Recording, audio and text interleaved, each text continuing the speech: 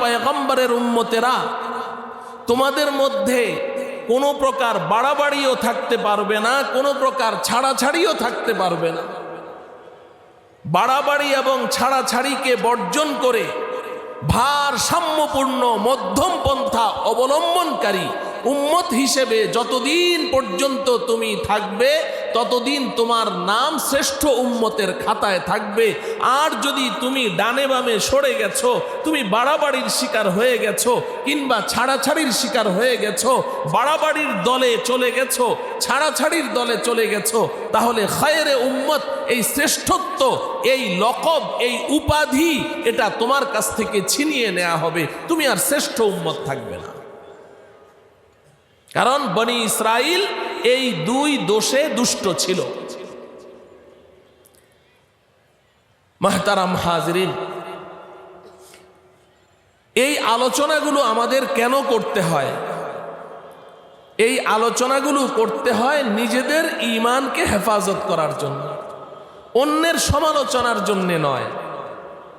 মুহাদ্দিসিনে কেরাম রিজাল শাস্ত্রের কিতাবে অসংখ্য অগণিত হাদিস বর্ণনাকারীদের প্রচুর সমালোচনা করেছেন। কোন হাদিস বর্ণনাকারীকে বলেছেন কাযযাব, মিথ্যাবাদী। কোন হাদিস বর্ণনাকারীকে বলেছেন শিয়া। কোন হাদিস বর্ণনাকারীকে বলেছেন বেদাতি। কেন বলেছেন? যাতে করে ওই মিথ্যাবাদীর বর্ণিত কোনো হাদিসকে আমরা হাদিস মনে না করি, নবীজির নামে কোনো মিথ্যা কথা বলে যেন উম্মতকে বিভ্রান্ত করতে না পারে। তো ঠিক তদ্রূপ বর্তমান এই ফিতনা ফাসাদের জমানায় চারিদিক থেকে ফেরাকে বাতেলাগুলো, বাতেল মতবাদগুলো যেভাবে আমাদেরকে অক্টোপাসের মতো টানছে, আমাদের মধ্যে বিশেষ করে আমার জেনারেল শিক্ষিত দিনদার সাথী ও বন্ধুগণ, যারা একজন জেনারেল শিক্ষিত হয়ে, একজন ব্যবসায়ী হয়ে, একজন চাকুরিজীবী হয়ে, একজন প্রকৌশলী হয়ে, একজন জজ ব্যারিস্টার হয়ে, একজন আর্মি অফিসার ব্রিগেডিয়ার হয়ে, কিংবা দেশের কোনো দায়িত্বশীল হয়ে, আলেম নন, জেনারেল শিক্ষিত, কিন্তু তিনি আল্লাহকে ভয় করেন, রসুলকে ভালোবাসেন, একজন ইমানদার মুসলমান হিসেবে তিনি তার জীবনটা যাপন করতে চান, ওই সমস্ত ভাইরা বড় সমস্যার মধ্যে আছেন, বড় সমস্যার মধ্যে আছেন। কারণ এই সমস্ত বাতিল মতবাদগুলো তারা তাদেরকে চারদিক থেকে টানছে। তারা বুঝতেই পারছেন না কে হক, কে বাতিল, কে সত্য, কে মিথ্যা, কার পেছনে চলবো, কার পেছনে চলবো না, কার কথা শুনবো, কার কথা শুনবো না, তারা কোনো সিদ্ধান্তই নিতে পারছে না। এই কারণে মাহফিল কর্তৃপক্ষ আমাকে হুকুম করেছেন এই বিষয়ে কিছু কথা বলার জন্যে। আমার বারবার শুধু একটা কথা বলতে মনে চায় যে বিগত 16 বছরের ফেরাউনি সরকার, এই ফেরাউনি সরকারের আমলে আমাদের বিশেষ করে ইমানদার মুসলমানদের, আরো বিশেষ করে আলেম উলামা তলাবাদের 3 জিনিস অনিরাপদ ছিল।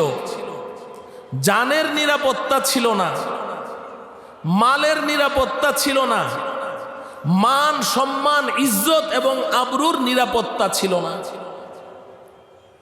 কখন কাকে ধরে লাঞ্ছিত করছে, কখন কাকে ধরে বেইজ্জত করছে, কখন কার সম্পদ ছিনিয়ে নিচ্ছে, কখন কার জান হরণ করছে, কোনো নিশ্চয়তা ছিল না। তো জান, মাল, ইজ্জত, আবরুর হেফাজত এটা আমাদের জন্য বড় কষ্টকর ছিল। 3 জিনিস অনিরাপদ ছিল। কিন্তু আমার প্রিয় ভাইয়েরা, এই ফ্যাসিস্ট সরকারকে যখন আমাদের বাংলাদেশের আমাদের সন্তানেরা তাকে বাংলাদেশ থেকে বিতাড়িত করেছে, এখন দেখতে পাচ্ছি যে জান, মাল, ইজ্জত, আবরু কিছুটা নিরাপদ মনে হচ্ছে বটে, কিন্তু ওই ফ্যাসিস্ট সরকারের আমলে কতগুলো ইমানি দুশ্মন ছিল। এই ইমানি দুশ্মনগুলো যেহেতু মুনাফিক, আর মুনাফিক তো ছদ্মরূপী ইসলামের দুশ্মন, বলেন ঠিক কিনা? মুনাফিক এরা তো ছদ্মবেশী, মুখোশধারী, এরাও তো আমাদের মতো লেবাস পোশাকধারী, আমাদের মতো টুপি দাড়িওয়ালা, আমাদের মতো পাগড়িওয়ালা, আমাদের মতো তসবিওয়ালা, আমাদের মতো জুব্বাওয়ালা। তো এদেরকেও তো ওই ফ্যাসিস্ট সরকার মনে করত এরাও বুঝি ইসলামের পক্ষের কোনো শক্তি, আসলে তো ছিল এরা মুনাফিক। তো এই মুনাফিকগুলাও চুপচাপ ছিল, আত্মগোপন করেছিল, চাপা ছিল। যখন এই ফ্যাসিস্ট সরকার চলে গেছে, এখন এই মুনাফিকগুলোও মাথা চাড়া দিয়ে এখন আমাদের ঈমানটা অনিরাপদ হতে চলছে। এখন আমাদের ঈমান অনিরাপদ। এরা সুন্দর সুন্দর বুলি আউড়িয়ে এখন মানুষকে বেঈমান বানাতে চলছে, মানুষকে পথ ভ্রষ্ট করতে চলছে। মাহতারাম হাজিরিন,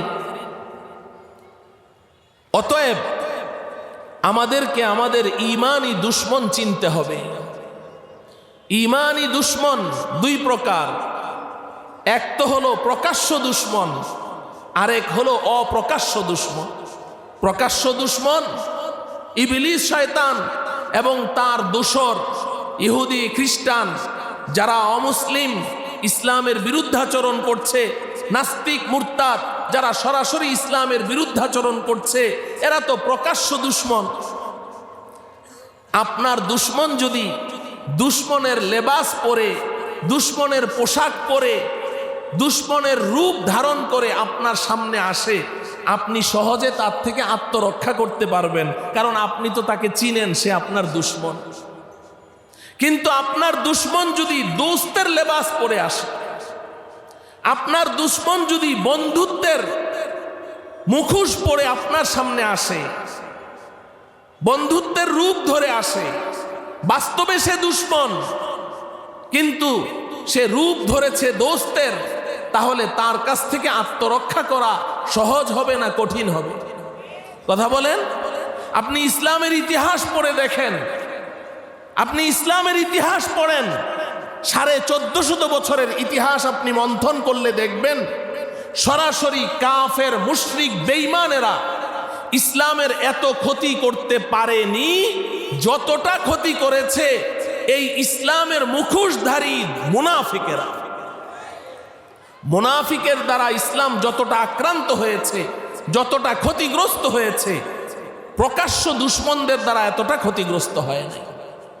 এজন্য মুহতারাম হাজিরিন, আমাদেরকে এই অপ্রকাশ্য মুখোশধারী ঈমানি দুশ্মনদেরকে চিনতে হবে। তবে আমি একটা কথা বলি, আমার জেনারেল শিক্ষিত ভাইদেরকে লক্ষ্য করে, আমার দিনদার সাথীদেরকে লক্ষ্য করে আমি আপনাদের একজন শুভাকাঙ্ক্ষী ভাই হিসেবে একটা কথা বলি। সবার চোখে সব জিনিস ধরা পড়ে না, সবার চোখে সব জিনিস ধরা পড়ে। ধরুন আপনার পেটে প্রচন্ড পীড়া, অনেক ব্যথা, কোনো মেডিসিনে ব্যথা সারছে না, ডাক্তার বলল আল্ট্রাসোনোগ্রাফি করে আসে। তো আল্ট্রাসোনোগ্রাফি করলেন, আল্ট্রাসোনোগ্রাফি করার পরে আল্ট্রাসোনোগ্রাফির যে ছবিটা, ওটা আপনি খুব ভালো করে দেখছেন। আপনার ভাই কলেজের প্রফেসর, অনেক বড় শিক্ষিত, খুব ভালো করে দেখছে। আপনার আরেক ভাই ব্রিগেডিয়ার, খুব ভালো করে দেখছে। আরেক ভাই দেশের সেরা একজন ইঞ্জিনিয়ার, আল্ট্রাসোনোগ্রাফির ছবিটা নেড়ে চেড়ে দেখে। তাদের চোখে তো কোনো সমস্যা ধরা পড়ে না, কই কিছু তো দেখি না, কোনো কিছু ধরা পড়ে না। কিন্তু এই ছবিটা একজন MBBS ডাক্তারের সামনে নিয়ে যান, উনি দেখার সাথে সাথে বলে ইন্না লিল্লাহি ওয়া ইন্না ইলাইহি রাজিউন। এতক্ষণ এতগুলো মানুষ দেখলাম, কিছুই বুঝলাম না যে এখানে কি আছে। তা আমরা যেই চোখ দিয়ে দেখলাম, ওই ডাক্তারও তো ওই চোখ দিয়েই দেখেছে। আমরা যেমন চর্মচক্ষু দিয়ে দেখেছি, সেও তো চর্মচক্ষু দিয়েই দেখেছে। ডাক্তার দেখে ইন্নালিল্লাহ পড়ছে, আর আমরা কিছুই বুঝতে পারছি না, যে না সব তো ঠিকঠাকই মনে হয়। কেন রে ভাই? তার চোখে ধরা পড়লো, আমাদের চোখে ধরা পড়লো না। তখন তো কেউ আমরা এই কথা বলি না যে ডাক্তার আমরা কি মূর্খ নাকি, আমরা কি কিছু বুঝি না নাকি? আমরা তো অনেক পড়াশোনা করেছি, অনেক শিক্ষিত, বিদেশ থেকে পিএইচডি ডিগ্রি নিয়ে এসেছি, আপনি আমাদেরকে মূর্খ মনে করেন নাকি? আপনি বলেন পেটের মধ্যে 2 কেজি ওজনের টিউমার, কোথায় টিউমার? এখানে তো আমরা কিছুই দেখতে পাচ্ছি না। এই কথা কি ডাক্তারকে বলেন? কথা বলেন না কেন? বলেন কি? কেন বলেন না? আপনার চোখ পাওয়ার অনেক ভালো, ডাক্তারের চোখে চশমা, পাওয়ার কম, তাও তো ডাক্তার ধরতে পারলো, আপনি ধরতে পারলেন না। কিন্তু আপনি তো প্রশ্ন করলেন না যে আমরা কি মূর্খ নাকি, আমরাও তো অনেক পড়াশোনা করেছি। ওই জায়গায় যদি প্রশ্ন না করেন, তাহলে আমাদের যে ঈমানি দুশ্মন, দোস্ত রূপী যে দুশ্মনগুলো মুনাফিকি করছে, আমাদের ঈমানকে হরণ করছে, দৈনন্দিন মুসলমানদেরকে পথভ্রষ্ট করে চলছে, ওই মুনাফিকদেরকে যখন নাকি ধরিয়ে দেয়া হয় আপনাদের সামনে যে সে তো লেবাস ও সুরতে তো আমাদের মতো বটে, কিন্তু সে আমাদের ঈমানের দোস্ত নয়, ঈমানের দুশ্মন, তখন কেন এই কথা বলেন যে আমরা কি কিচ্ছু বুঝি না, খালি আলেমরাই বুঝে, খালি ওনারাই চিনে, আমরা কিচ্ছু চিনি না, আমরা কিচ্ছু জানি না, আমি তো 2 চিল্লা দিয়েছি, 3 চিল্লা দিয়েছি, সাল লাগিয়েছি, আমি বুঝি না, উনি একাই বুঝে। এখন কেন এই কথা বলেন, তখন কেন বলেন না? কারণটা কি? কি কারণে? চোখে চোখে বেশকম আছে না নাই? চোখে চোখে বেশকম আছে না নাই? চোখে চোখে বেশকম আছে, চোখে চোখে বেশকম আছে। এটা তো মাকুলি কথা, এটা আকলের বিবেকসম্মত কথা, সায়েন্টিফিক কথা। এই কথাটা কেন বুঝে আসে না আপনাদের? দোস্ত রূপী ঈমানি দুশ্মনদেরকে চিনতে হলে নবীওয়ালা চক্ষু লাগবে। কি চক্ষু লাগবে? নবীওয়ালা চক্ষু লাগবে। আম্বিয়ায়ে কেরামের চোখকে মুনাফিকরা ফাঁকি দিতে পারে না। হযরতে ইউসুফ আলাইহিস সালামকে তার ভাইয়েরা কূপের মধ্যে ফেলে দিয়ে এসেছে, ফেলে দিয়ে এবার বাবার কাছে এসেছে, মিথ্যা কথা বলে বাবাকে ধোঁকা দিবে। বাবা একজন পয়গম্বর। আল্লাহ রব্বুল আলামিন বড় চমৎকার করে বলছেন, وَجَاءُوا أَبَاهُمْ عِشَاءً يَبْكُونَ قَالُوا يَا أَبَانَا إِنَّا ذَهَبْنَا نَسْتَبِقُ وَتَرَكْنَا يُوسُفَ عِندَ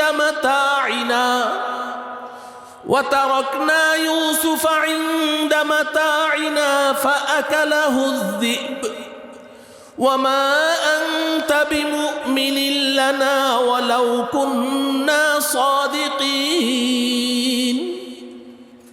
আল্লাহ রব্বুল আলামিন বলেন যে ইউসুফের ভাইয়েরা তাদের বাবা, আমার পয়গম্বর, আমার নবী, আমার রসুল ইয়াকুবকে ধোঁকা দেওয়ার জন্যে রাতের অন্ধকারে এসেছে। বলেন, আপনি যদি কাউকে অভিনয় করে ধোঁকা দিতে চান, ইউসুফের ভাইয়েরা যে ইয়াকুব আলাইহিস সালামের কাছে এসে কান্নাকাটি করলো, বিলাপ করলো, আব্বা গো আমাদের ভাইকে তো বাঘে খেয়ে ফেলেছে, ইন্না যাহাবনা নাস্তাবিকু ওয়া তারাকনা ইউসুফা ইনদা মাতাইনা ফাআকালাহু যিব। আমরা তো খেলাধুলা করছিলাম, ইউসুফ তো ছোট বাচ্চা, ও তো খেলতে পারে না, ওকে আমরা আমাদের কাপড় চোপড়গুলো পাহারা দেওয়ার জন্য বসিয়ে রেখে আমরা তো খেলাধুলা করছি, আব্বা গো ফাআকালাহু যিব, বাঘে খেয়ে ফেলেছে। এই যে কান্নাকাটি করছে, এটা কি আসল কান্না না ভেজাল কান্না? কথা বলেন। ভেজাল কান্না, অভিনয়ের কান্না। এই অভিনয়ের কান্নাকাটি করে, ভেজাল কান্নাকাটি করে কাউকে ধোঁকা দিতে দিনের আলোতে সুবিধা না রাতের অন্ধকারে সুবিধা? কথা বলেন। রাতের অন্ধকারে সুবিধা। আলোর মধ্যে আমার অভিনয়টা তো আপনি বুঝেও ফেলতে পারেন, অন্ধকারের মধ্যে আমি যদি কান্নার আওয়াজ করি আর চোখে এক ফোঁটা পানিও না আসে, আপনি তো দেখবেন। তো আল্লাহ পাক দেখেন কত চমৎকার করে বলছে, ওয়াজাউ আবাহুম ইশাআন ইয়াবকুন, রাতের আধারে এসেছে কাঁদতে কাঁদতে বাবাকে ধোঁকা দেওয়ার জন্য। 2টা মিথ্যা কথা বলেছে। দুইটা মিথ্যার আশ্রয় নিয়েছে। একটা বলছে যে ফাআকালাহু যিব, বাঘে খেয়ে ফেলেছে।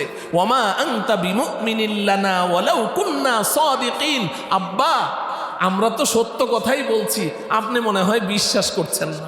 চোরের মন পুলিশ, পুলিশ না। হযরত ইয়াকুব কি বলেছেন যে আমি বিশ্বাস করছি না? ওমা আনতা বিমুমিনিন লানা ওয়ালাউ কুন্না সাদিকিন, আমরা সত্যই বলছি আব্বা গো, আপনি মনে হয় বিশ্বাস করছেন। দুই নাম্বার আরেকটা ধোঁকা দিল। ওয়াজাউ আলা কমিসিহি বিদামিন কাযিব, ওয়াজাউ আলা কমিসিহি বিদামিন কাযিব। ইউসুফ আলাইহিস সালামের জামাটা রক্ত মেখে, কোনো একটা প্রাণী জবেহ করে ওটার রক্ত দিয়ে মেখে ওই জামাটা বাবার সামনে নিয়ে এসেছে। আব্বা এই যে দেখেন, যদি বিশ্বাস না হয় এই যে জামাটা দেখেন রক্তে কিভাবে মেখে আছে, ইউসুফকে যে বাঘে খেয়ে ফেলেছে এই যে জামাটা আমরা প্রমাণ হিসাবে নিয়ে এসেছি। এখানে বাজ মুফাসসিরিনে কেরাম এত চমৎকার একটা কথা লিখেছেন যে একটা বাঘ যদি একটা বাচ্চাকে যদি ছিঁড়ে ফেরে খেয়ে ফেলে তাইলে জামাটার অবস্থা কি থাকবে? ওটা আয়রন করা থাকবে? আয়রন করা থাকবে নাকি ওটা একদম ছিঁড়ে টুকরা টুকরা হয়ে যাবে? কিন্তু জামাটা একেবারে ফ্রেশ। ওটা ওই কাজটা করতে ভুলে গেছে। এজন্য বিজ্ঞানীরা বলেছে, বুদ্ধিজীবীরা, যে কোনো অপরাধী যখন কোনো অপরাধ করে কোথাও না কোথাও তার অজ্ঞাত সারে কোনো একটা চিহ্ন আলামত রেখেই দেয়। ওরা ওই জামাটা ছিঁড়তে ভুলে গেছে, একদম আয়রন করা জামা, রক্ত মাখা। ঠিক তো ইয়াকুব আলাইহিস সালাম মনে মনে হয়তো ভাবছে, হায় রে, আমার ছেলে ইউসুফকে যেই বাঘটা খেয়েছে এই বাঘটা জানি কোন ইউনিভার্সিটিতে পড়াশোনা করেছে যে জামাটা আগে সুন্দর মতো খুলে রেখে তারপরে ছেলেটাকে খেয়েছে। আমার প্রিয় ভাইয়েরা, দুইটা ধোঁকা দিল। ওয়াজাউ আলা কমিসিহি বিদামিন কাযিব, কিন্তু ধোঁকাটা দিতে চেষ্টা করেছে কাকে? আল্লাহর পয়গম্বরকে। বলেন কাকে? আল্লাহর পয়গম্বরকে। আমি বলেছি আল্লাহর পয়গম্বরের চোখকে ধোঁকা দেওয়া যায় না, ধোঁকা দেওয়া যায় না। এজন্য হযরতে ইয়াকুব আলাইহিস সালাম কি জবাব দিলেন? ক্বালা বাল সাওয়ালাত লাকুম আনফুসুকুম আমরা ফাসাবরুন জামিল ওয়াল্লাহুল মুস্তাআনু আলা মা তাসিফুন। হযরতে ইয়াকুব আলাইহিস সালাম বলছেন, এই আমার সন্তানেরা, তোমরা যত কিছুই প্রমাণ আদি আমার সামনে পেশ করো, যতই কান্নাকাটি করো, যতই ইউসুফের জামা আমার সামনে তোমরা পেশ করছো, কিন্তু আমার দিল বলছে আমার ইউসুফকে বাঘে খায়নি, আমার ইউসুফ ঠিকই আছে। তোমরা মিথ্যা কথা বলে আমাকে ধোঁকা দিতে এসেছো, তোমরা মিথ্যা অভিনয় করছো। এই মুহূর্তে আমি ধৈর্য ধারণ করা ছাড়া এবং আল্লাহ পাকের কাছে সাহায্য চাওয়া ছাড়া আমার আর কোনো উপায় নেই। এজন্য আল্লাহর পয়গম্বরগণকে ধোঁকা দেওয়া যায় না, তাদের চক্ষুকে ধোঁকা দেওয়া যায় না, নবীর চোখকে ধোঁকা দেওয়া যায় না।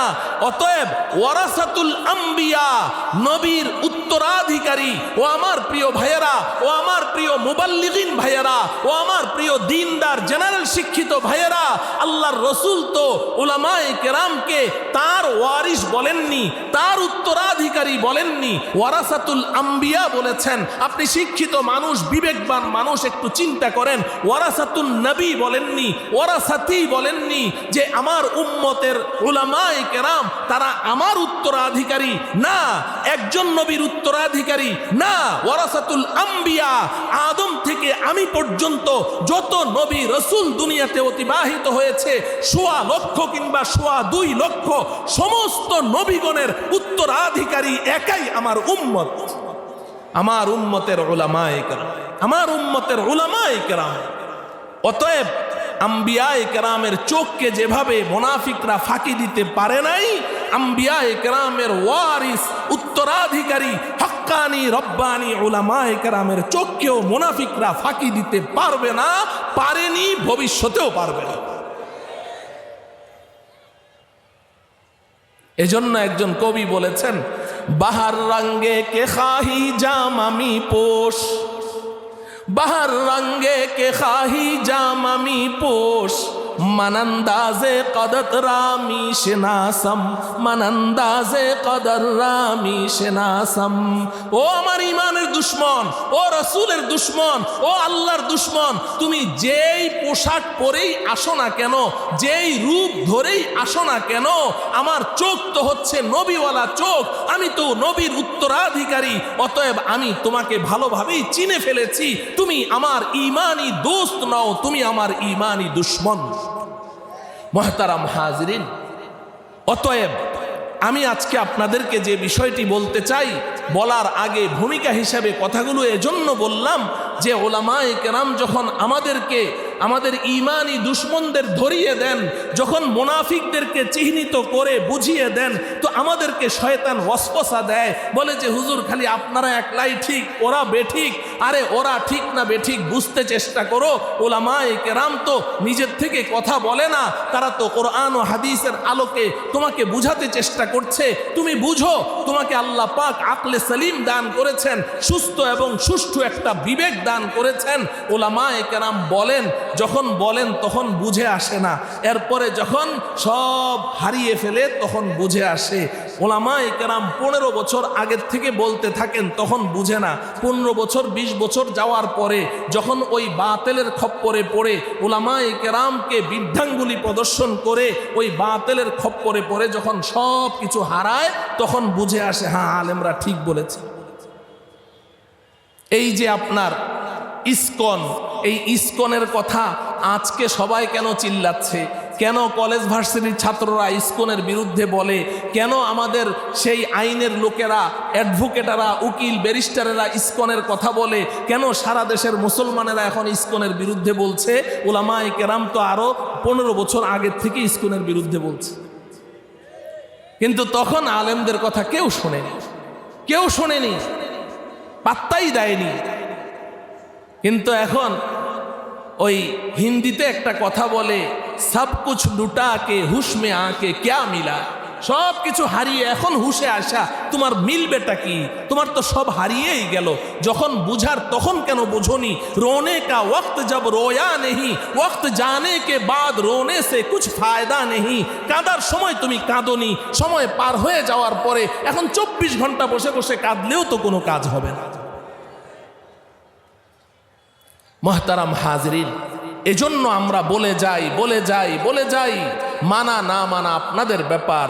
একটা তো আমি বলেছি যে এই ছাড়াছাড়ির শিকার যারা আমাদের ইমানদার মুসলমানদেরকে কোরআনের অর্থ বিকৃত করে, হাদিসের অর্থ বিকৃত করে, কোরআন এবং হাদিসের অপব্যাখ্যা করে করে উম্মতকে পথভ্রষ্ট করছে, একটা দলের নাম তো আমি শুরুতে বলেছি, আহলে হাদিস। এর নাম কি? আহলে হাদিস। কথায় কথায় কোরআনের আয়াত পেশ করে, কথায় কথায় সহি হাদিস পেশ করে। তো আমরা মনে করি যে আল্লাহ, এই হুজুর 1 ঘন্টা বয়ান করলো, একটা আয়াত তেলাওয়াত করলো, একটা হাদিস পড়লো 1 ঘন্টায়, আর ওই হুজুর তো 10 মিনিটে 5টা হাদিস বলে ফেললো, 10 মিনিটে 5টা আয়াত বলে ফেললো। উনি কথায় কথায় আয়াত বলছে, কথায় কথায় হাদিস বলছে, ওনারটাই না ঠিক। এই হুজুর তো এত হাদিস বলল না। ও আমার প্রিয় ভাইয়েরা, আমি এজন্য বলেছি যে আমাদের কাছে তো কোরআন ও হাদিসের কোষ্টি পাথর নেই, যেই কোষ্টি পাথরে ঘষা দিলে খাঁটি সোনা আর ভেজাল সোনায় পার্থক্য করা যায়। এই কারণে আমরা বুঝি না, হক বাতিল বুঝি না। আমাকে সিদ্ধান্ত নিতে হবে আমি কার কথা শুনবো, কার পেছনে চলবো। মুহতারাম হাজরিন, আমি আমার মূল আলোচ্য বিষয়ে ফিরে আসছি। আহলে হাদিস, আহলে কোরআন, এই 2টা সম্প্রদায় সম্পর্কে আমাকে বলার হুকুম দেওয়া হয়েছে। কারণ হলো বর্তমান সময়ে আমাদের সরল প্রাণ ইমানদার মুসলমানদের ঈমান হরণ, তাদের আহলুস সুন্নাহ ওয়াল জামাতের এই পবিত্র জামাত থেকে তাদেরকে বের করে কোনো গুমরাহির দিকে তাদেরকে ধাবিত করার পেছনে বর্তমান যেই অপ্রকাশ্য এবং ছদ্মবেশী ঈমানি দুশ্মনেরা মুসলমানদের ভিতরে ঢুকে কাজ করছে, তার মধ্যে এখন খুব সরব হচ্ছে এই দুইটা দল। একটা তো আহলে হাদিস, আমরা এটা চিনি, পুরাতন, এটা তো পুরাতন বউ। এখন এই পুরাতন বউ নতুন শাড়ি পরে আমাদের সামনে এসেছে, এর নাম হলো আহলে কোরআন। বউ ওইটাই পুরাতন, কিন্তু শাড়িটা চেঞ্জ করেছে, যার কারণে আমরা ধোঁকা খেয়ে যাচ্ছি। তবে উলামায়ে কেরাম ধোঁকা খায় না, উলামায়ে কেরাম ধোঁকা খায় না। মুহতারাম হাজরিন, আল্লাহ রব্বুল আলামিন এই মানব জাতির হেদায়েতের জন্যে মানব জাতিকে সিরাতে মুস্তাকিমের উপরে দৃঢ়তার সাথে অটল অনড় অবিচল রাখার জন্যে আল্লাহ রব্বুল আলামিন পৃথিবীর শুরু থেকে এই পর্যন্ত মানব জাতিকে দুইটি বস্তু দান করেছেন মাশআলে রাহ হিসাবে। আপনারা অধিকাংশ উলামা, তলাবা এবং দিনদার সাথী আপনারা এগুলো জানেন। এক নম্বর দিয়েছেন কিতাবুল্লাহ। এক নম্বর কি দিয়েছেন? আমার সাথে বলেন, কি দিয়েছেন? কিতাবুল্লাহ। আরেকটা দিয়েছেন রিজালুল্লাহ। আমি এই মাঠে ইত্তেফাকুল মাদারিসের এই মাহফিলে আমি বিগত যে বয়ান করেছিলাম ওটার মধ্যে আমি এই দুইটা শব্দ আপনাদেরকে মুখস্থ করিয়েছিলাম। একটা হলো কিতাবুল্লাহ, আরেকটা রিজালুল্লাহ। একটা কিতাবুল্লাহ, আরেকটা কি? রিজালুল্লাহ। কিতাবুল্লাহ অর্থ আসমানি কিতাব। আমাদের কাছে যেই কিতাবুল্লাহ আছে এটার নাম কি? আল কোরআনুল কারীম। এই আসমানি কিতাবের নাম কি? আল কোরআনুল কারীম। এই কিতাবুল্লাহ আল্লাহ পাক দিয়েছেন মানব জাতির হেদায়েতের জন্যে, যাতে মানব জাতি তারা হেদায়েতের উপরে থাকে, সিরাতে মুস্তাকিমের উপরে থাকে।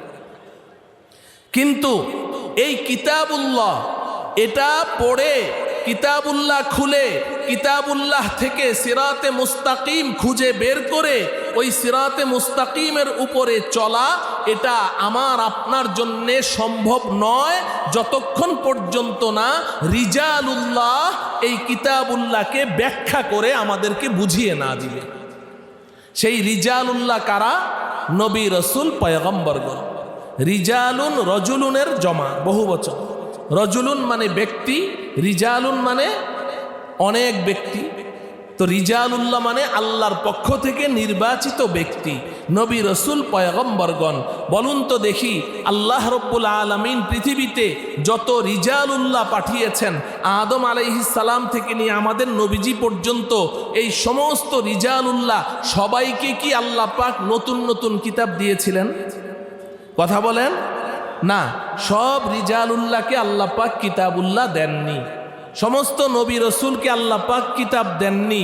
আমাদের জানা মতে যতটুকু আমরা জেনেছি যে অধিকাংশ রিজালুল্লাহ তারা কিতাব ছাড়া, অধিকাংশ নবী রসুল কিতাব ছাড়া, তাদেরকে আল্লাহ কিতাব দেননি।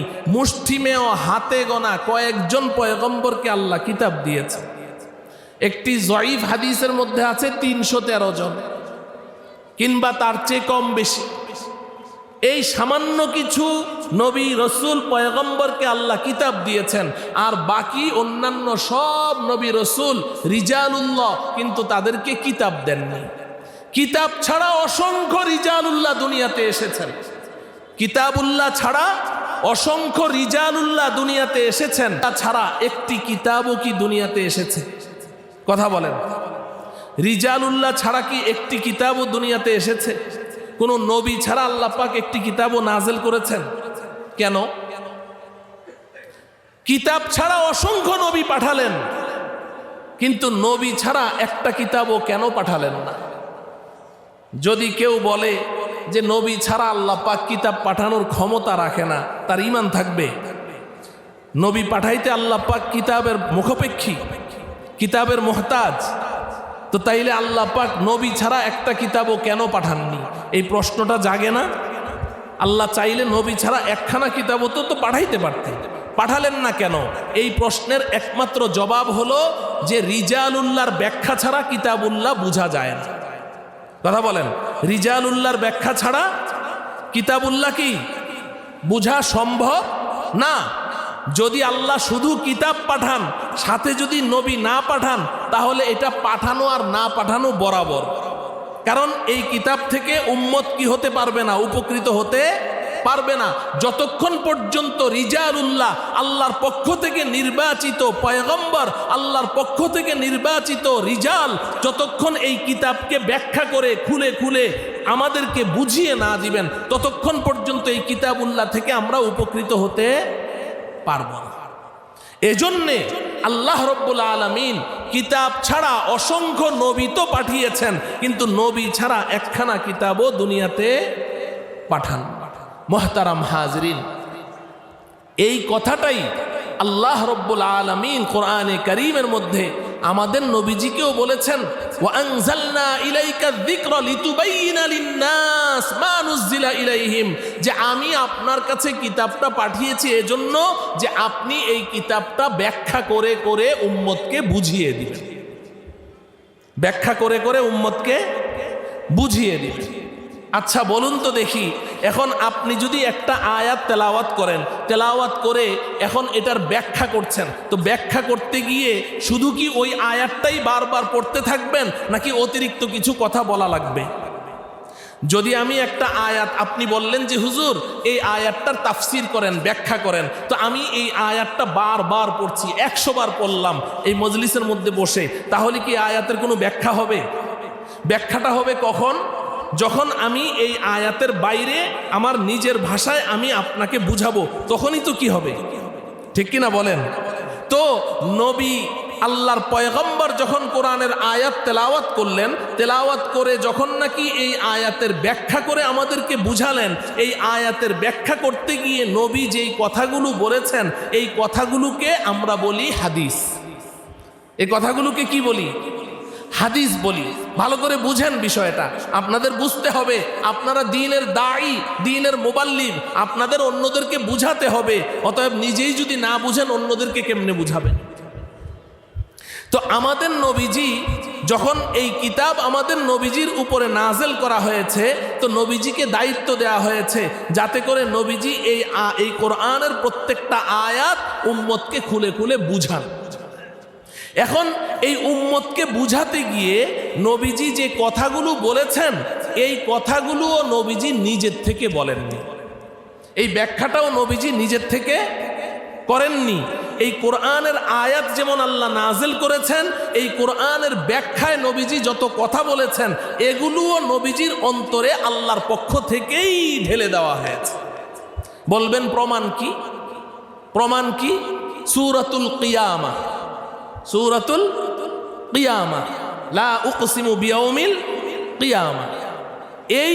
এই সূরার মধ্যে আল্লাহ রাব্বুল আলামিন বলেন, লা তুহাররিক বিহি লিসানাকা লিতাজালা বিহি ইন্না আলাইনা জামআহু ওয়া কুরআনাহু ফাইযা ক্বরানাহু ফাত্তাবি' কুরআনাহু সুম্মা ইন্না আলাইনা বায়ানা।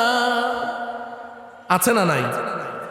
এই আয়াতগুলো নবীজির উপরে নাজেল হয়েছে। হযরতে আব্দুল্লাহ ইবনে আব্বাস রাদিয়াল্লাহু তাআলা আনহু বলেন যে নবীজি সাল্লাল্লাহু আলাইহি ওয়াসাল্লামের উপর যখন জিবরিল আলাইহিস সালাম কোরআনের আয়াত নিয়ে আসতো, তো নবীজির খুব কষ্ট হতো। অনেক কষ্ট করে জিবরিল আমিনের কাছ থেকে এই কোরআনের আয়াতটা, সূরা, এগুলো নবীজি ধারণ করতেন। কেন কষ্ট হতো?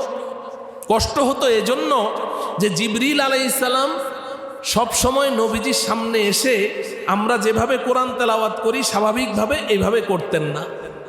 নবীজি বলেন, আহইয়ানান ইয়াতিনি মিথলা সলসলাতিল জারাস। হযরতে আয়েশা নবীজিকে জিজ্ঞাসা করেছেন, ইয়া রাসূলুল্লাহ, আপনার কাছে জিবরিল আমিন ওহী কিভাবে নিয়ে আসে, কিভাবে ওহী আসে? তো নবীজি হযরতে আয়েশাকে বললেন যে অনেকভাবেই তো আসে, তবে আহইয়ানান ইয়াতিনি মিথলা সলসলাতিল জারাস ওয়া হুয়া আশাদ্দুহু আলাইয়া। আয়েশা, মাঝে মধ্যে জিবরাইল আলাইহিস সালাম আমার কাছে মৌমাছির গুনগুনানি আওয়াজের মতো ওহী আমার কানে ঢেলে দিয়ে চলে যায়। সলসলাতুল জারাস আমাদের উস্তাদ শাইখুল হাদিস আল্লামা আজিজুল হক সাহেব রহমতুল্লাহি আলাইহি, আমি হযরত রহমতুল্লাহ আলাইহির কাছে বাবুল ওয়াহি পুরাটা পড়েছি। তো হযরত বলেছেন সলসলাতুল জারাস, যে তুমি মৌচাকের পাশ দিয়ে হেঁটে যাও আর পাশে দাঁড়িয়ে থাকো, তো দেখবে মৌচাক থেকে একটা গুনগুনানি আওয়াজ আসবে। এই যে শত শত হাজার হাজার মৌমাছিগুলো চাকের মধ্যে কিলবিল করছে, ওখান থেকে একটা আওয়াজ, গুনগুনানি আওয়াজ আসবে, এটাকে সলসলাতুল জারাস বলা হয়। আবার বলেছেন যে একসাথে লোহার কতগুলো শিকল উপর থেকে যদি ফ্লোরের মধ্যে ছেড়ে দেওয়া হয় তো ঝন করে একটা শব্দ হয়, এটাকে সলসলাতুল জারাস বলা হয়। আবার বুঝিয়েছেন যে মাদ্রাসায় স্কুলে একটা ক্লাস শেষ হলে যখন বেলের মধ্যে বাড়ি দেয়, বাড়ি দেওয়ার সাথে সাথে আওয়াজটা কিন্তু বন্ধ হয়ে যায় না। বেলের মধ্যে এই যে বাড়ি দিলাম, সাথে সাথে বন্ধ হয়ে যায়, কিন্তু বেলের মধ্যে আওয়াজটা যখন হয় তো কানের ভিতরে একটা গুন শব্দ বাজতে থাকে কি থাকে না। তো হযরত রহমতুল্লাহি আলাইহি বলেছেন যে এটা হচ্ছে সলসলাতুল জারাস, ওই যে কানের ভিতরে গুনগুনানি আওয়াজ। তো নবীজি সাল্লাল্লাহু আলাইহি সাল্লামের কানের মধ্যে জিবরিল আলাইহিস সালাম এমন একটা গুনগুনানি আওয়াজ, এই গুনগুনিয়ে কিছু বলে চলে যেতেন। এই গুনগুনানি আওয়াজের ভিতরে হযরতে জিবরিল আলাইহিস সালাম মুকাম্মাল একটা সূরা কিংবা একটা আয়াত ওই গুনগুনানির ভিতরেই ঢেলে দিয়ে চলে গেছেন। এখন এই সলসলাতুল জারাস, এই গুনগুনানি শব্দের ভেতর থেকে এই কোরআনের এই আয়াতটা জিবরিল আমিন কি পড়লেন, কোন সূরাটা পড়লেন, এটাকে এট এ টাইমে ওটাকে উদ্ধার করা, এরপরে ওটাকে মুখস্থ করা, এরপরে ওটার অর্থ উপলব্ধি করা, একসাথে এতগুলো কাজ করতে গিয়ে নবীজি অস্থির হয়ে যেতেন, অস্থির হয়ে যেতেন। আম্মা জান হযরতে আয়েশা রাদিয়াল্লাহু তাআলা আনহা বলেন যে ওয়ালাকাদ রাআইতুহু ইয়ানজিলু আলাইহিল ওয়াহয়ু ফিল ইয়াউমিল বারদিশ শাদীদ ফায়ুফসামু আনহু ওয়া ইন্না জাবিনাহু লা ইয়াতাফাসসাদু আরাকা।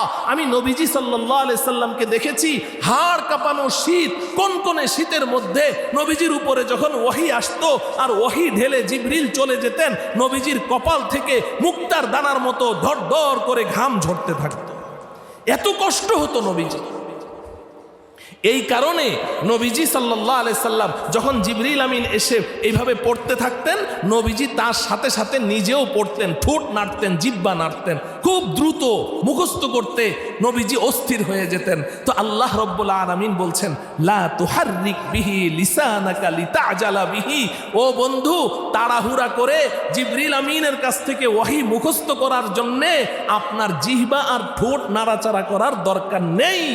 ইন্না আলাইনা জামআহু ওয়া কুরআনা ফাইযা ক্বরানাহু ফাত্তাবি' কুরআনা।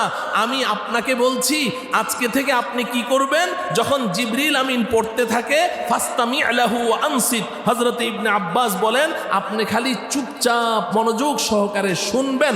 আপনি তো টেনশন করছেন যে আমি এটা কিভাবে মুখস্থ করব, কিভাবে আবার আমি সাহাবাদের সামনে এটা তেলাওয়াত করে শোনাবো, আপনি এই টেনশন করছেন। ইন্না আলাইনা জামআহু ওয়া কুরআনা, আল্লাহ বলেন জিবরিলকে চলে যেতে দেন, এরপরে এই আয়াত এবং এই সূরাটা আপনার স্মৃতিতে গেঁথে দেওয়া, আপনার মেমোরিতে জমা করে দেওয়া এবং সাহাবাদের সামনে, উম্মতের সামনে এটাকে তেলাওয়াত করার সক্ষমতা, এই দুটোটা দায়িত্ব আজকে থেকে আমি আল্লাহই নিয়ে নিলাম। আপনার কোনো টেনশন করা দরকার নেই। হযরতে ইবনে আব্বাস বলেন ওই দিন থেকে নবীজি ঠোঁট নাড়তে বন্ধ করে দিলেন, ঠোঁট নড়ন বন্ধ করে দিলেন। এখন জিবরিল আমিন আসেন, আসার পরে একেবারে কেরাতের সাথে তেলাওয়াত করেন অথবা সলসলাতুল জারাসের তরিকায় তেলাওয়াত করেন, যাই করেন, নবীজি কোনো টেনশন ফিল করেন না, চুপচাপ বসে থাকেন। জিবরিল আমিন চলে যান, যাওয়ার পরে দেখেন নবীজির অটো এটা মুখস্থ হয়ে গেছে। এতটুকু তো বুঝলেন। এরপরে আল্লাহ পাক কি বলছেন, সুম্মা ইন্না আলাইনা বায়ানা, সুম্মা ইন্না আলাইনা বায়ানা। ও ভাই ভালো করে বুঝেন, এই বাস এতটুকু আমার আলোচ্য বিষয়।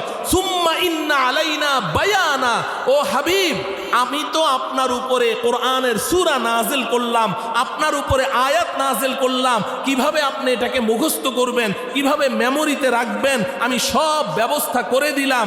এবার শুনেন, আমি যে কোরআনের আয়াতটা নাজিল করলাম এটার অর্থ কি, ব্যাখ্যা কি, তাফসির কি, আমি যে সূরাটা নাজিল করলাম এই সূরার ব্যাখ্যা কি, তাফসির কি, এটা তো এই সম্পর্কে তো আমি আল্লাহ কিছু বললাম না। শুনে রাখেন, এই সম্পর্কে আমি আল্লাহর নির্দেশনা হলো সুম্মা ইন্না আলাইনা বায়ানা, সূরা আমি নাজিল করেছি, এই সূরার ব্যাখ্যা আমি আল্লাহ আপনাকে করে দিব। আয়াত আমি নাজিল করেছি, এই আয়াতের ব্যাখ্যা আমি আল্লাহ আপনাকে করে দিব, আপনার নিজের থেকে ব্যাখ্যা করতে হবে না। সুম্মা ইন্না আলাইনা বায়ানা, এই কোরআনের আয়াতের প্রত্যেকটা সূরার এবং প্রত্যেকটা আয়াতের তাফসীর, তাবিল, ব্যাখ্যা, এটাও আমি আল্লাহ দায়িত্ব নিয়ে নিলাম, আমি আপনাকে এর ব্যাখ্যা করে বুঝিয়ে দেব। তাহলে কি বুঝলেন? কি বুঝলেন? কোরআনে কারীমের বিসমিল্লাহর বা থেকে সূরা নাসের সিন পর্যন্ত 114টি সূরা, এবং এই পুরা কোরআন শরীফ আমরা যেটা নামাজের মধ্যে তেলাওয়াত করি এটাকে ওয়াহিয়ে মাতলু বলে থাকি আমরা। ওয়াহিয়ে মাতলু, মা ইউতলা ফিস সালাহ, আল ওয়াহয়ুল্লাযী ইউতলা ফিস সালাহ, যেই ওয়াহি নামাজের মধ্যে তেলাওয়াত করা হয় 114টি সূরা, এটা যেমন আল্লাহ পাক নাজিল করেছেন, ঠিক তদ্রূপ এই কোরআনে কারীমের ব্যাখ্যা এবং বিশ্লেষণে আমাদের নবীজির 23 বছরের নবুয়তি জিন্দেগির প্রত্যেকটা কথা, প্রত্যেকটা কাজ, নবীজির চলা ফেরা, উঠা বসা, ইচ্ছায় অনিচ্ছায়, হাত্তাল ইয়াকযাতি ওয়াল মানাম, জাগ্রত নিদ্রিত অবস্থায় আমাদের নবীজি যা কিছু করেছেন এই পুরাটাই ছিল পবিত্র কোরআনে কারীমের ব্যাখ্যা, এবং এই পুরাটাই ছিল আল্লাহর পক্ষ থেকে নাজিলকৃত আরেকটা কোরআন, আরেকটা কোরআন। এজন্য হাকিমুল ইসলাম কারি তৈয়ব সাহেব রহমতুল্লাহি আলাইহি বলেন, যিনি দারুল উলুম দেওবন্দের অর্ধ শতাব্দীকাল মুহতামিম ছিলেন, তিনি বলেন, লোক कहते हैं कि कुरान एक है, मैं कहता हूं कि कुरान दो है। মানুষ বলে কোরআন একটা, আমি বলি কোরআন দুইটা।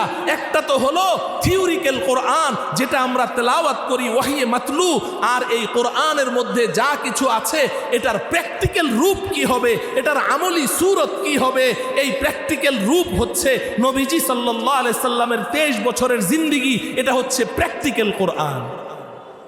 এটা কি প্র্যাকটিক্যাল কোরআন?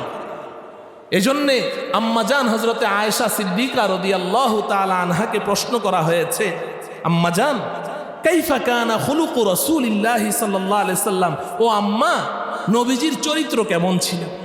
জনৈক তাবিঈ আম্মাজান হযরতে আয়েশাকে প্রশ্ন করেছেন, আম্মা নবীজির চরিত্র কেমন ছিল? তো হযরতে আয়েশা বললেন, আমা তাকরাউল কোরআন, কেন তুমি কি কোরআন পড়ো না? বলে, হ্যাঁ পড়ি তো। আম্মাজান হযরতে আয়েশা বললেন, কানা খুলুকুহু আল কোরআন, কোরআনে যা আছে নবীজির 23 বছরের জীবনে তাই আছে। মুহতারাম হাজিরিন, এখন এই কোরআনে কারীমে আল্লাহ রব্বুল আলামিন যত বিধান আমাদেরকে দিয়েছেন, খুব ভালো করে বুঝেন, কোরআনে কারীমে যত বিধান আল্লাহ পাক দিয়েছেন, এই হুকুমগুলোকে যদি আমরা আমাদের জীবনে বাস্তবায়ন করতে চাই তাহলে কার শরণাপন্ন হতে হবে? নবীজির হাদিসের শরণাপন্ন হতে হবে, নবীজির 23 বছরের জিন্দেগির শরণাপন্ন হতে হবে। কেউ যদি বলে যে আমি কোরআন তো মানি, কোরআন আল্লাহর কিতাব, এটা স্বীকার করি, কোরআন শরীয়তের একটা প্রামাণিক ভিত্তি, এটা আমি স্বীকার করি, কিন্তু নবীজির হাদিস আমি মানি না, নাউজুবিল্লাহ পড়বেন না। কেউ যদি বলে আমি কোরআন মানি কিন্তু নবীজির হাদিস মানি না, এরকম কথা যদি কেউ বলে, তাহলে বলুন তো দেখি সে কি কোরআন মানতে পারবে? নবীজির হাদিসকে বাদ দিয়ে কি কোরআন মানতে পারবে? এটা সম্ভব? সম্ভব না। কারণ হলো কোরআনে কারীমের মধ্যে এমন অনেক শব্দ এমন আছে যেই শব্দের 5টা 7টা 10টা অর্থ আছে। একটা শব্দের অনেক আবিধানিক অর্থ হতে পারে না? একটা শব্দের অনেক অর্থ হতে পারে কি পারে না? আমি এটার উদাহরণ দিয়ে থাকি যে কেউ যদি কোনো ছাত্র এসে আমাকে বলে যে ওস্তাদজি আমি কি এই কাজটা করব, আমি বললাম কর, তাহলে কর মানে কি? তাকে কাজের অনুমতি দিলাম, তাই না? আবার ডিকশনারি খুলে দেখেন কর অর্থ হলো হাত। এই হাতকে বাংলায় কি বলে? কর বলে। হাতকে কি বলে? কর। আবার আরেক কর আছে যেই করের কথা শুনলে মাথা গরম হয়ে যায়। বিগত ওই ফেসিস সরকার সকালে একবার, দুপুরে একবার, বিকেলে একবার খালি কর বাড়ায়, খালি কর বাড়ায়। ওটা আরেক কর আছে না নাই? হ্যাঁ, তো তাইলে দেখেন কর একটা শব্দ। তুমি কি বাতাস করছো না? তামসা দেখছো ওদিকে, জাহেল কোথায়। তাইলে করের কতগুলো অর্থ হইল? তাহলে এমন এক শব্দের অনেক অর্থ হতে পারে কি পারে না? আচ্ছা, এখন আপনি যদি বলেন যে না আমি কোরআন মানি হাদিস মানি না, কোরআন মানি হাদিস মানি না, এমন একটা বাতিল ফেরকা বাংলাদেশে আছে না নাই? এরা নিজেদের নাম কি দিয়েছে? আহলে কোরআন। কি নাম দিয়েছে? আহলে কোরআন।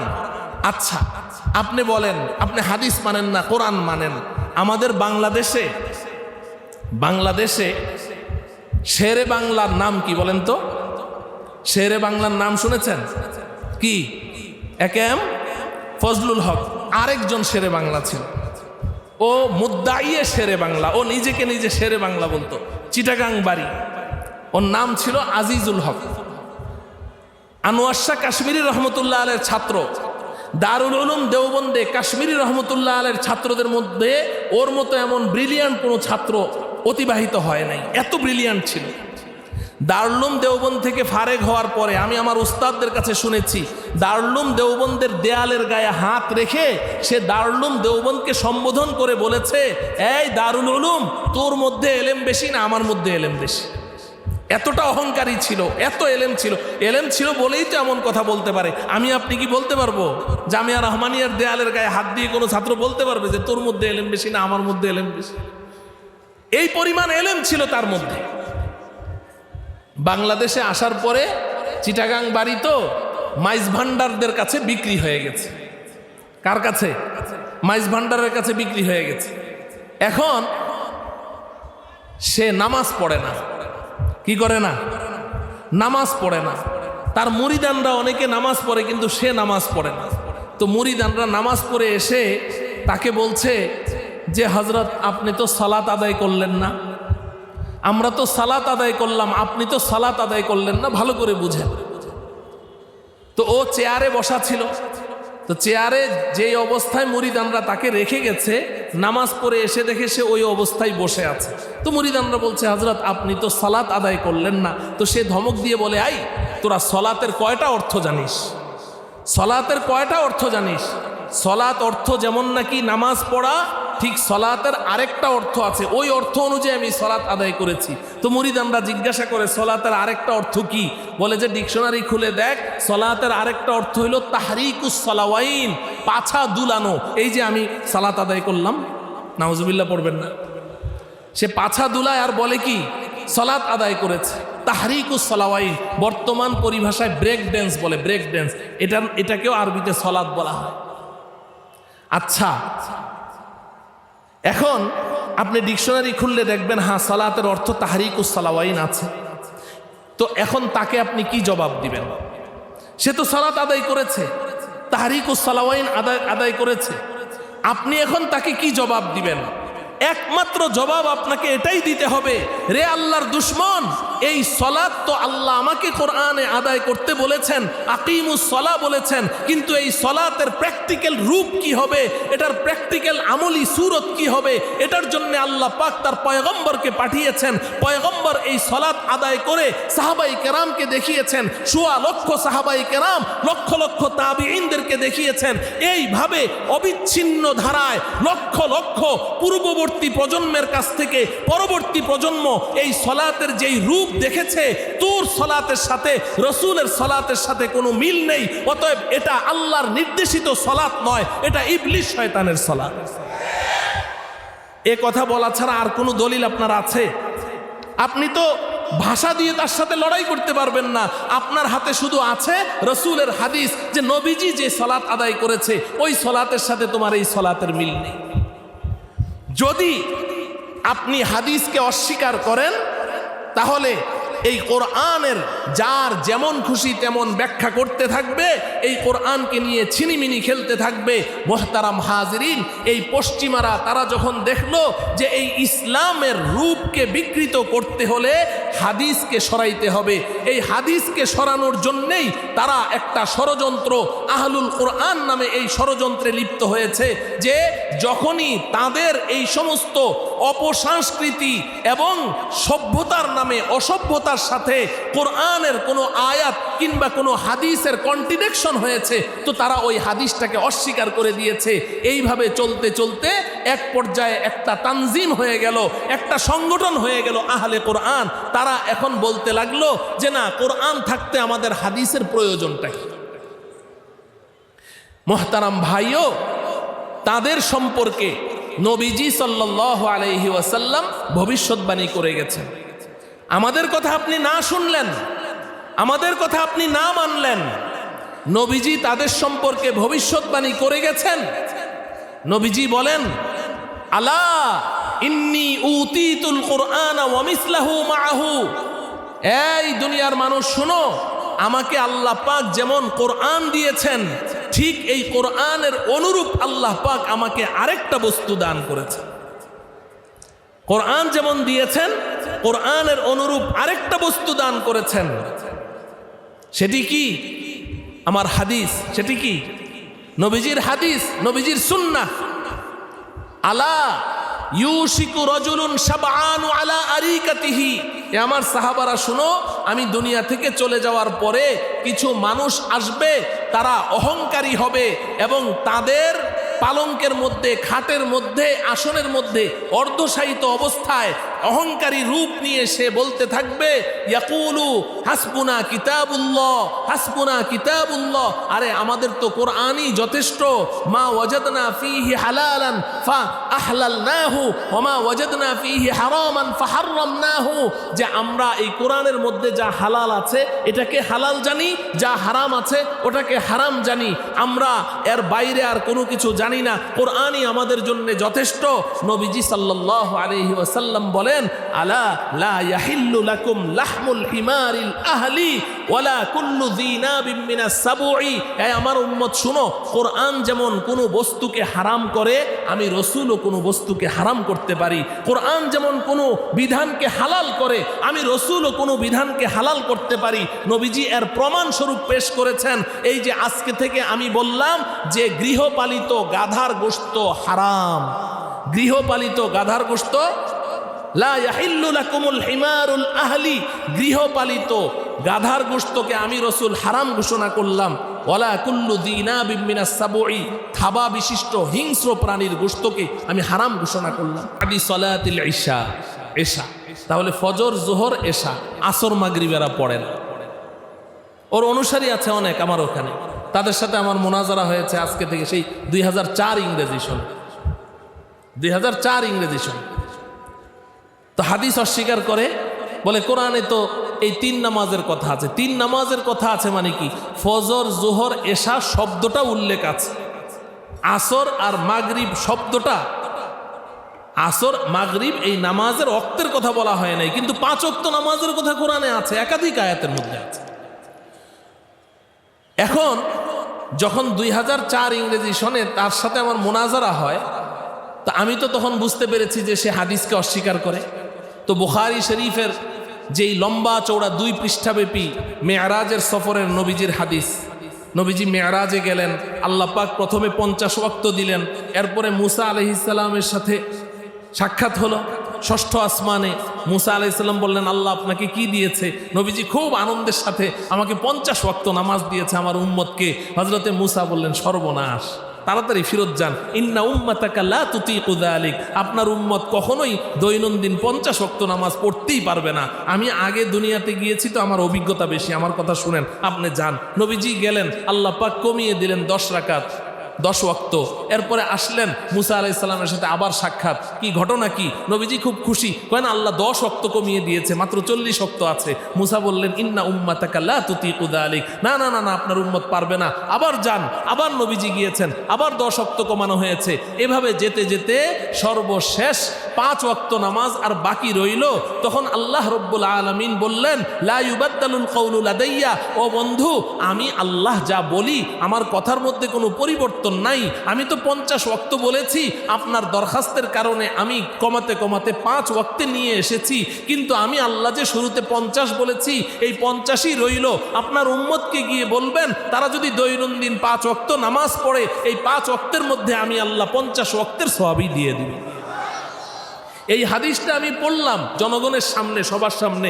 পড়ার পরে তখন ওই ভদ্রলোককে বললাম, বলেন এবার আপনার বক্তব্য কি? এখন সে সরাসরি তো আর বলতে পারে না যে আমি হাদিস মানি না, তাও আবার বুখারী শরীফের হাদিসগুলো পড়েছি। এখন মোড়ামুড়ি শুরু করেছে। এক পর্যায়ে বলে যে আমাদের নবীজিও তো ভুল করেছে, নাউজুবিল্লাহ। তখন লোকজন উঠে লাঠি সোটা নিয়ে মারামারি ইত্যাদি ইত্যাদি। যাই হোক, তাহলে হাদিস অস্বীকার করার পরিণতি বুঝলেন তো? নামাজ পড়ে কয় ওয়াক্ত? 3 ওয়াক্ত পড়ে, 3 ওয়াক্ত হাদিস পারে না বলে কোরআনে 3 ওয়াক্ত আছে। মুহতারাম হাজিরিন, সর্বশেষ কথা বলছি যে আপনি প্রশ্ন করতে পারেন যে কোরআন থাকতে হাদিসের প্রয়োজনটা কি? আমি তো প্রয়োজনের কথা বললাম যে কোরআন বুঝতে হলে হাদিস লাগবে, হাদিস ছাড়া আপনি কোরআন বুঝতে পারবেন না। আমি তো এগুলোর উদাহরণ বয়ানের মধ্যে দিয়েই থাকি। ওই যে আল্লাহ রব্বুল আলামিন বলেছেন সাদা সুতা আর কালো সুতার মধ্যে যতক্ষণ পার্থক্য করা না যায় ততক্ষণ পর্যন্ত সাহারি খেতে থাকো। তো সাহাবি কি করেছেন? বাজার থেকে একটা সাদা সুতা আর একটা কালো সুতা কিনে নিয়ে বালিশের নিচে ভরে রেখেছেন, আর শেষ রাত্রে উঠে সুতা দেখে আর সাহারি খায়, সুতা দেখে সাহারি খায়। বাতি জ্বালানো না নিবানো? কথা বলে না। আরে নিবানো, বাতি জ্বালানো থাকলে তো এখনো পার্থক্য করা যাবে। আদি ইবনে হাতেম রাদিয়াল্লাহু তাআলা আনহু, বুখারীতে তার নামও এসেছে, উনি বাস এখন দেখে যে না সুতায় সুতায় পার্থক্য করা যায় না, তো আবার খায়, আবার রেখে দেয়, স্বামী স্ত্রী গল্প করে, এদিকে ফজরের আজানও শেষ, নামাজও শেষ, সুতায় সুতায় আর পার্থক্য করা যায় না, ওনাদের সাহারি খাওয়া চলছে। পরের দিন যখন নবীজির কাছে গেলেন, ইয়া রাসূলুল্লাহ, আল্লাহ পাক না বলেছেন যে সাদা সুতা আর কালো সুতায় যতক্ষণ পার্থক্য করা না যাবে ততক্ষণ সাহারি খাও? নবীজি বললেন হ্যাঁ বলেছেন তো। ইয়া রাসূলুল্লাহ, এই যে দেখেন আমি 2টা সুতা কিনে নিয়ে বালিশের নিচে ভরে রেখেছি, এখন তো সুতায় সুতায় পার্থক্য করা যায় না, ওদিকে তো সূর্য উঠে যায়, কারণ সাহাবাদের যুগে মাটির ঘর ছিল, দরজা নিচু নিচু, জানালা একটুক একটুক, সূর্য উঠলেও তো সুতায় সুতায় পার্থক্য করা যায় না। নবীজি শুনে মুচকি হেসে দিলেন। কোন রেওয়ায়াতের মধ্যে আছে হাত্তা বাদাত নওয়াজিজুহু, নবীজির মারির দাঁতটাও বের হয়ে গেছে। এইভাবে নবীজি হেসেছেন। নবীজি কোনোদিন অট্টহাসি হাসেন নাই, হা হা হা হা করে কোনোদিন হাসেন নাই। হে যুবকেরা, একবারের জন্য হাসেন নাই। অট্টহাসি এটা মুসলমানের হাসি না। নবীজি মুচকি হাসতেন, মাঝে মধ্যে কদাচিৎ নবীজির দাঁত বের হতো, না হলে কখনো দাঁতও বের হতো না, কিন্তু হাসিতে আওয়াজ হতো না। কিন্তু ওই দিন নবীজির দাঁত দেখা গেছে। নবীজি হেসে ফেললেন, হেসে দিয়ে হযরতে আদির দিকে তাকিয়ে বললেন সুবহানাল্লাহ বিসাদাতুকা আরিজাতুন, আরে আদি তোমার বালিশটা তো অনেক বিশাল বড়। হযরতে আদি বলেন ইয়া রাসূলুল্লাহ, এই সাইজের বালিশ? না না না আদি, তোমার বালিশ অনেক বিশাল, কারণ আল্লাহ রব্বুল আলামিন তো এখানে সাদা সুতা আর কালো সুতা বলে পূর্ব আকাশকে বুঝিয়েছেন। রাতের অন্ধকারে পূর্বাকাশ পুরাটা কালো হয়ে থাকে, এই রাতের কালিমায় পূর্বাকাশ যে কালো হয়ে থাকে এটাকে আল্লাহ বলেছেন কালো সুতা। এরপর যখন সুবহে সাদেকের শুভ্র আভায় পূর্বাকাশ সুশোভিত হয়ে যায় ওটাকে আল্লাহ বলেছেন সাদা সুতা। অর্থাৎ পূর্বাকাশ থেকে রাতের কালিমা বিদূরিত হয়ে সুবহে সাদিকের শুভ্র আভায় যখন পূর্বাকাশ সুশোভিত হবে, সাহারি খাওয়া বন্ধ করো। তুমি পূর্বাকাশ পুরাটাকে তোমার বালিশের নিচে ভরে ফেলেছো, তোমার বালিশটা তো অনেক বিশাল। দেখেন তো সাহাবিয়ে রাসূল যারা আরবি ভাষা তাদের মাতৃভাষা, আরবি ভাষায় যাদের পাণ্ডিত্য এটা ইতিহাসের মধ্যে একদম জ্বলজ্বল করছে, ওরাও তো নবীজির বক্তব্য ছাড়া হাদিস ছাড়া কোরআন বুঝে না। আজকে যারা এই কথা বলছে যে না আমার হাসবুনা কিতাবুল্লাহ, হ্যাঁ অবশ্যই কিতাবুল্লাহ যথেষ্ট, কিন্তু কিতাবুল্লাহ বুঝতে হলে হাদিস লাগবে, হাদিস ছাড়া কিতাবুল্লাহ বোঝা সম্ভব। কথা বুঝে আসছে? এবার আসেন, প্রশ্ন হলো এই হাদিসের মাধ্যমে আমি কিতাবুল্লাহ থেকে কি কি উপকৃত হতে পারি, এটার আলোচনা অনেক বিস্তীর্ণ। আমি তো কাজের কথার চেয়ে আকাজের কথা বলে সময় পার করে দিলাম, এখন আফসোস লাগছে। তো শুনেন, এই মৌলিকভাবে আমরা 3 ভাবে উপকৃত হই। হাদিস দ্বারা কোরআন থেকে আমরা কয়ভাবে উপকৃত হই ভালো করে বুঝেন।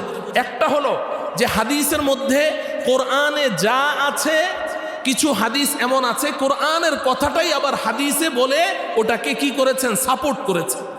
যেমন ধরেন কোরআনে আছে আকিমুস সালাহ, নামাজ পড়ো। কোরআনে আছে আতুজ যাকাত, যাকাত আদায় করো। কোরআনে আছে কুতিবা আলাইকুমুস সিয়াম, রোজা রাখো, রোজা ফরজ করা হয়েছে। কোরআনে আছে ওয়ালিল্লাহি আলান নাসি হিজ্জুল বাইতি মান ইসতাতা ইলাইহি সাবিলা, হজ আদায় করো। নামাজ, রোজা, হজ, যাকাত কোরআনেও বলেছে, আবার হাদিসের মধ্যেও নবীজি বলেছেন বুনিয়াল ইসলামু আলা খামসিন শাহাদাতি আল্লা ইলাহা ইল্লাল্লাহ ওয়া ইকামিস সালাহ ওয়া ইতাইজ যাকাত ওয়াল হজ ওয়া সাওমি রমাজান। কোরআনে যা আছে হাদিসেও তা আছে। তো এটা নিয়ে তো আর কারো কোনো দ্বিমত নেই, ওদেরও কোনো মাথা ব্যথা নেই। 2 নম্বর হলো কোরআনের মধ্যে কিছু কথা এমন আছে যে এই হুকুমটা কোরআনে ব্যাপকভাবে বলা হয়েছে, কিন্তু কোরআনের উদ্দেশ্য এটা ব্যাপক না।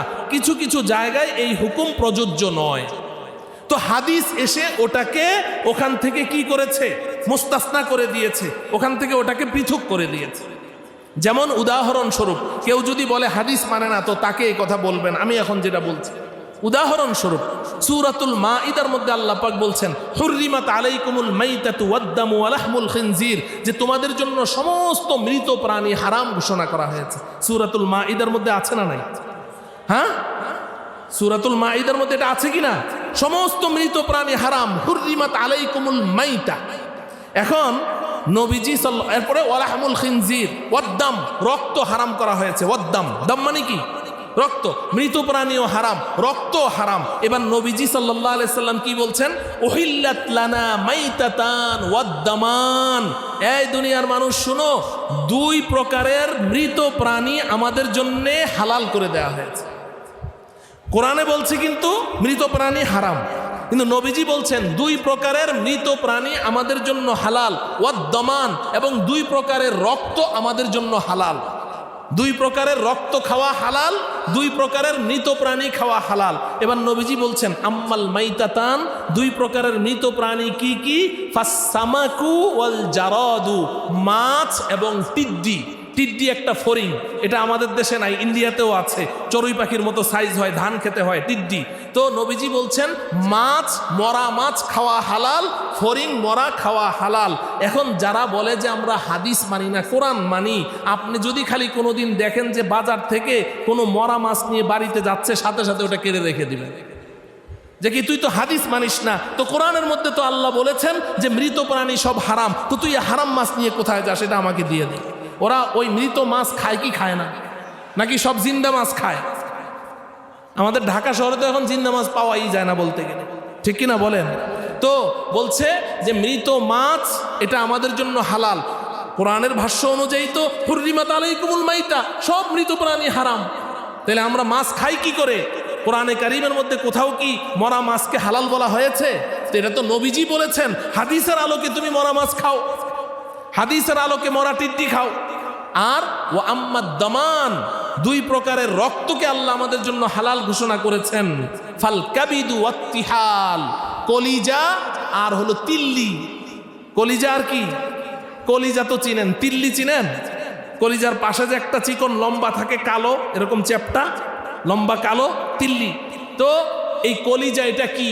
ডাক্তারি সায়েন্সে কি বলে? কলিজা পুরাটাই জমাট বাঁধা রক্ত, তিল্লি পুরাটাই রক্ত। তাহলে কোরআনে বলেছেন হুররিমাত আলাইকুমুল মাইতাতু ওয়াদ-দাম, রক্ত হারাম, কিন্তু নবীজি বলে দিলেন এই কলিজা আর তিল্লির মধ্যে যে রক্ত আছে এটা হালাল। তো যে সমস্ত মানুষ বলে যে আমরা হাদিস মানি না, দেখবেন, খেয়াল রাখবেন যে গরুর কলিজা, বিশেষ করে কোরবানির দিন এরা যদি গরু জবে করে, তাহলে কলিজাটা অন্তত পক্ষে আমাদেরকে দিয়ে দিবে, ওটা খাবে না, যেহেতু তারা কি হাদিস মানে না। কথা বুঝে আসলো? তাহলে একটা হলো যে কোরআন কখনো কোনো ব্যাপক একটা হুকুম দিয়েছে, হাদিস এসে যদি তার কোনো জুজ, কোনো ফর্দ, তার থেকে কোনো হুকুম, কোনো কিছু আলাদা করতে হয়, হাদিস এসে ওটাকে আলাদা করেছে। 3 নম্বর হলো কোরআনের মধ্যে কোনো একটা বিধানকে সংক্ষেপে এজমালিভাবে বর্ণনা করা হয়েছে, বিস্তারিত বলা হয় নাই, হাদিস এসে ওটাকে বিস্তারিত বলে দিয়েছে। কোরআন কোনো জিনিসের সীমারেখা উল্লেখ করে নাই, হাদিস এসে সীমারেখা উল্লেখ করেছে। আপনি সূরাতুল মাইদার মধ্যে দেখেন ওয়াস-সারিকু ওয়াস-সারিকাতু ফাকতাউ আইদিয়াহুমা, পুরুষ হোক নারী হোক, চোর অথবা চুন্নি যদি চুরি করে, কি করে দাও? হাত কেটে দাও। হ্যাঁ, চোর চুন্নি চুরি করলে কি করে দাও? হাত কেটে দাও। এখন প্রশ্ন হলো কতটুকু চুরি করলে হাত কাটবো? চুরির পরিমাণটা কি? 1 কোটি না 1 লাখ না 100 না 10 টাকা না 5 টাকা? কোনো পরিমাণ কোরআনে উল্লেখ আছে? হ্যাঁ, তো কোরআনে তো কোনো উল্লেখ নাই। এখন যদি বিগত ফ্যাসিস্ট সরকার, আমার মনে হয় ওই দলের লোক ছিল, এই কারণে 450 কোটি টাকা চুরি করাও তার কাছে চুরি মনে হতো না, তাই না? তো এখন এটার পরিমাণ কি হবে? পরিমাণ লাগবে না? আচ্ছা, কি পরিমাণ চুরি করলে হাত কাটবে? 2 নম্বর প্রশ্ন হলো হাত কতটুকু কাটবে? এটাকেও হাত বলে, এটাকেও হাত বলে, এই পর্যন্ত হাত বলে। এখন হাত কি এখান থেকে কাটবে না এখান থেকে কাটবে না এখান থেকে কাটবে? এটা লাগবে না? এটা কি কোরআনে কোথাও আছে?